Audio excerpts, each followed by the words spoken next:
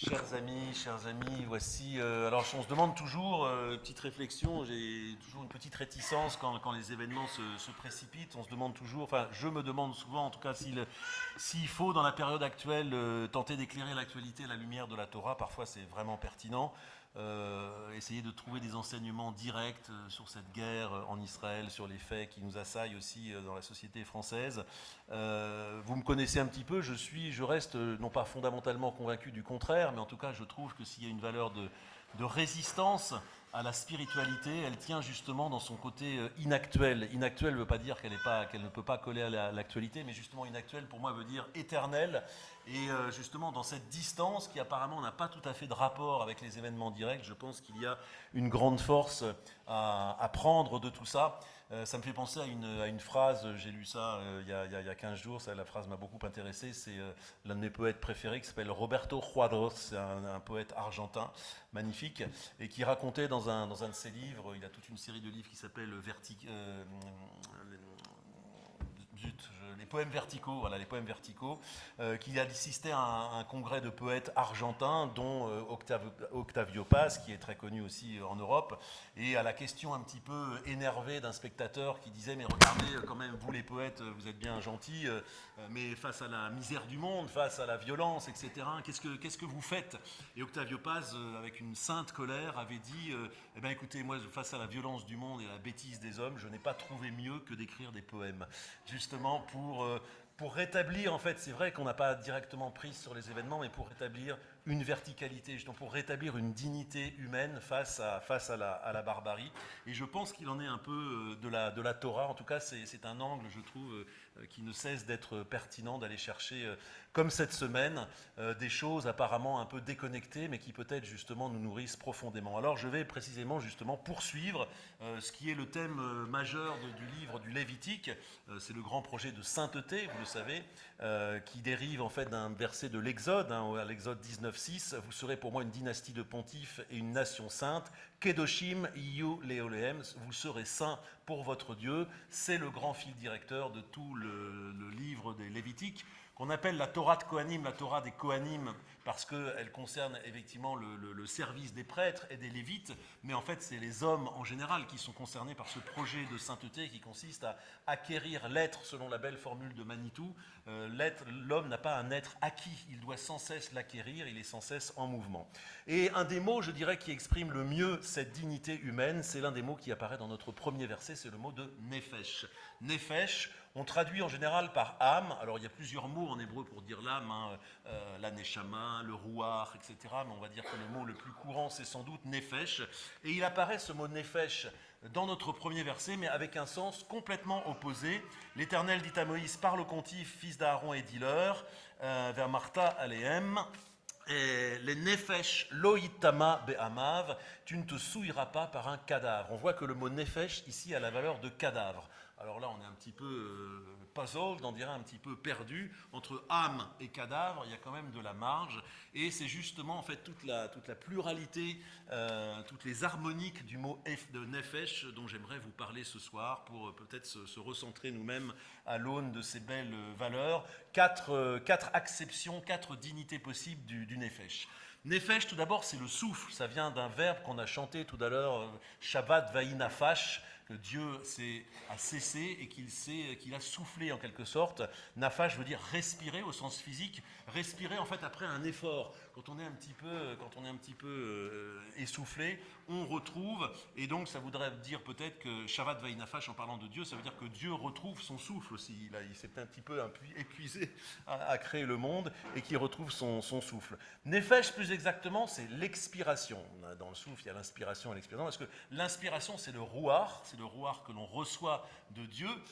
C'est la fameuse phrase Veria le nefesh chaya. Le souffle qu'on le reçoit de Dieu devient langage chez l'homme. Lacan a une très belle formule, il dit c'est le par-l'être. Le par-l'être, je trouve que c'est très très exactement ce que désigne nefesh chaya. Nous sommes des êtres vivants qui parlons naturellement. Notre vie c'est le langage et le langage c'est notre vie. Et donc on a une dialectique ici entre nefesh et rouar. Ruach, c'est ce que l'on absorbe, qui nous est donné par Dieu, et Nefesh, c'est ce que l'on restitue. C'est notre expression du monde, la manière dont on exprime le fait qu'on est des créatures. Et on retrouve ici un thème profond de toutes les spiritualités. Tout phénomène vivant repose sur un aller et un retour. Une halacha quelque part et une teshuva. La respiration, c'est vraiment ça, c'est inspiration, expiration.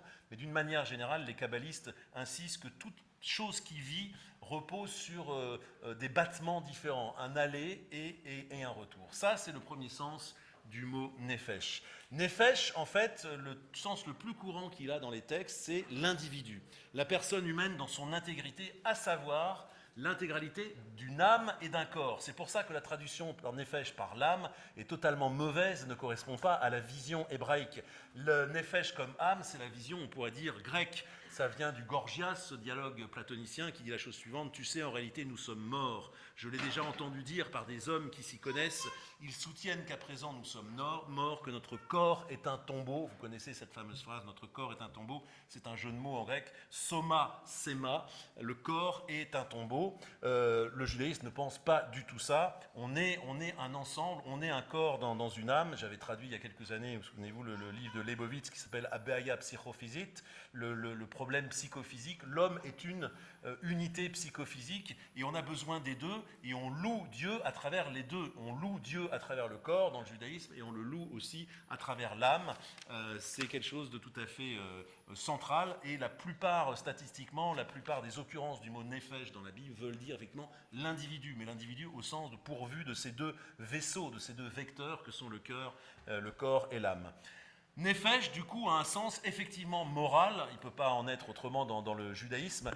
Si on parle dans les entreprises de business unit, c'est-à-dire des unités indépendantes qui sont responsables de leurs actions, etc., eh bien, le Nefesh, c'est la business unit de l'homme, c'est le foyer d'action responsable, celui à qui on impute les actions, le sujet de dignité, de la moralité, et celui qui est capable de responsabilité, de faire des choix ou de ne pas en faire. Et donc, Nefesh kitecheta, par exemple, une expression que l'on trouve dans le Lévitique, le Nefesh qui a péché, effectivement, la Nefesh est soumise au péché, dont on retiendra que le mot péché veut plutôt dire manquement, savoir qu'elle ne fait pas autant qu'elle pourrait être, parce que la Nefesh, c'est aussi cet aspect chez l'homme, cet aspect de responsabilité morale. Donc, il y a effectivement un sens moral au mot Nefesh aussi. Et enfin, la quatrième acception du mot nefesh, c'est celle que l'on trouve dans le premier verset que j'ai cité tout à l'heure, à savoir celle du corps. Et là, c'est intéressant parce que c'est finalement ce nefesh, unité psychophysique dont j'ai parlé tout à l'heure, mais réduite au corps quand la vie s'en va. La vie, je vous l'ai dit, c'est le corps et l'âme, et la mort, précisément, c'est la séparation du corps et de l'âme. C'est ainsi que l'on conçoit principalement la mort dans le judaïsme. Et donc, on voit bien qu'on a tout un éventail de possibilités qui va d'un extrême à l'autre, la vie la plus pure et la mort la plus définitive. Et c'est intéressant parce que ces quatre acceptions du mot nefesh nous branchent en quelque sorte sur le grand thème justement et de notre paracha et encore une fois de tout le livre de Lévitique, la notion de pureté et d'impureté. Le nefesh ne vibre complètement que dans ce grand projet de sainteté, de pureté et d'impureté. Alors, pour aborder la pureté et l'impureté de manière relativement simple, sachant que ce que je vais dire ce soir, c'est une théorie parmi plein d'autres. Tous les sages de la tradition ont de la pureté et de l'impureté des notions pas très différentes, mais en tout cas mettre l'accent sur des choses différentes. J'insisterai sur le fait que dans la liturgie des sacrifices, on compare le sacrifice et la notion de pur et d'impur à de la nourriture. Il faut apporter des sacrifices pour Dieu parce que ces sacrifices sont d'une odeur agréable. Réar nichoar, parce que Dieu se nourrirait en quelque sorte de nos frères. La métaphore, en tout cas, c'est celle de la nourriture. Et c'est parfaitement exact, parce que la manière la plus profonde et la plus simple de résumer la pureté et l'impureté, c'est justement être nourri ou ne pas être nourri. Vous savez que le maximum de l'impureté dans le judaïsme, c'est la mort. Pourquoi ? Parce qu'un organisme mort ne peut plus acquérir quoi que ce soit, il ne peut plus évoluer, il ne peut plus se nourrir de quoi que ce soit, il est absolument figé pour l'éternité dans ce qu'il est. Et c'est ça qui est impur. La situation d'impureté, c'est le fait pour un être vivant de ne pas pouvoir évoluer, de ne pas être justement dans ce projet de sainteté dont parlait Manitou, à savoir acquérir l'être. Et vivant celui qui est en processus d'acquérir l'être, celui qui pense l'avoir acquis ou celui qui l'a acquis définitivement est en fait mort. Et la vie, au contraire, c'est l'inverse de la mort, à savoir cette ouverture sans cesse sur l'autre, sur l'altérité, qui permet de se nourrir de l'autre pour en faire quelque chose de propre. Et on est ici dans la dialectique du pur et de l'impur. Je crois que c'est la plus belle façon de résumer. On voit tout l'intérêt moral de ça. C'est-à-dire que la question qui se pose en termes de pureté et d'impureté, c'est qu'est-ce qui nous nourrit dans le monde? Qu'est-ce qui est intéressant pour nous faire progresser? Et donc la vie sainte, au sens du projet du Lévitique, c'est justement d'arriver à trier dans les éléments du monde des éléments différents. Qu'est-ce qui est bon? Qu'est-ce qui est mort dans le monde et qui va nous faire mourir un petit peu, qui va nous nécroser un peu plus? Ou qu'est-ce qui est vivant et qui va au contraire nous faire progresser?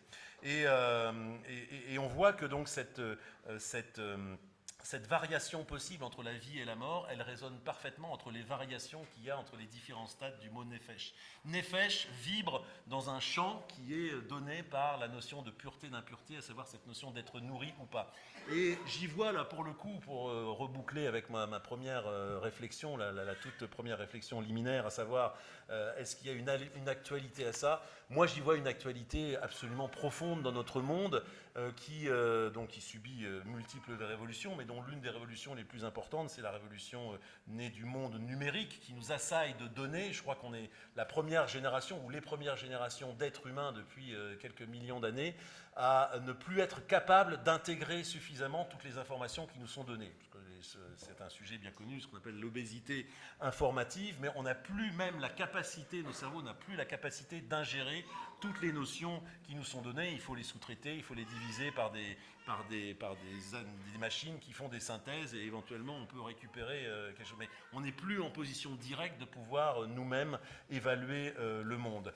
Et alors ça, c'est une donnée, je dirais, technique, mais ça a un impact moral très très fort, c'est que ça nous place dans une position d'impuissance. Et je dirais que dans le mal qu'on voit tous les jours qui se fait dans le monde, dans cette violence, dans cette agression permanente, se mêle une note extrêmement inquiétante qui est celle de l'impuissance. Et figurez-vous que j'ai retrouvé une phrase absolument géniale de Cicéron, qui n'avait pas la télévision, qui n'avait pas les réseaux sociaux, mais qui dit exactement quel est le problème posé par ça.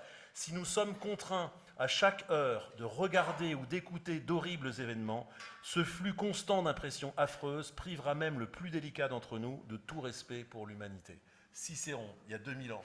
C'est fantastique comme phrase. C'est exactement le problème qu'on a. Non seulement on bug d'un surcroît d'informations, de cette espèce d'obésité, ce qui nous bloque, mais en plus ça génère chez nous quelque chose de très négatif, l'impuissance. On le vit chaque soir devant les journaux télévisés. On est spectateur d'un tas de drames et on se dit mais qu'est-ce que je peux faire là-dedans? Rien, c'est absolument terrible. Donc on repart l'âme absolument presque en dépression, et ça génère l'absence de prise de responsabilité, une sorte d'aquaboniste. Et donc voilà, la question, je trouve, posée par notre paracha est essentielle et elle nous redonne justement un fil directeur pour essayer de se frayer un chemin dans cette obésité informative. C'est qu'est-ce qui nous nourrit? La bonne question face à l'obésité informative, c'est qu'est-ce qui nous nourrit? Qu'est-ce qui ne nous nourrit pas? Et je pense que c'est une bonne boussole, un bon fil directeur dans le monde compliqué dans lequel on est.